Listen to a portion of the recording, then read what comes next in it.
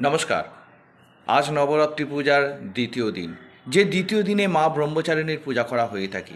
মা ব্রহ্মচারিণী মূর্তিকে পূজা করা হয় সেই কারণেই যে এই মূর্তির মধ্যে রয়েছে সৌম্য শান্তি, অর্থাৎ যারা এই দেবীর পূজা আরাধনা করবে তাদের মধ্যে শান্তি লাভ হবে এবং তাদের সমৃদ্ধি লাভ করবেন।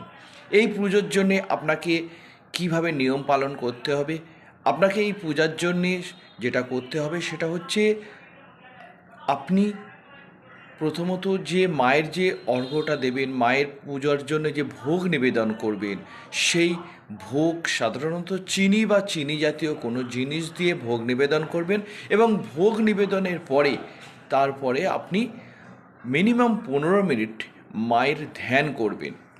প্রসঙ্গত এই ধ্যানের আগে আপনি আগের যে নিয়ম রয়েছে, অর্থাৎ গণেশ পুজো, নবগ্রহ পুজো এবং মায়ের যে বীজ মন্ত্র, সেই বীজ মন্ত্র অবশ্যই পালন করবেন। করে পুজোর পরে একটা পঞ্চ আরতিও করে দেবেন।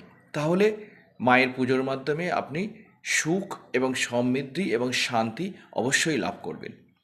পরবর্তী ভিডিওর জন্যে লক্ষ্য রাখুন তৃতীয় দিনে মায়ের পূজার জন্যে। নমস্কার।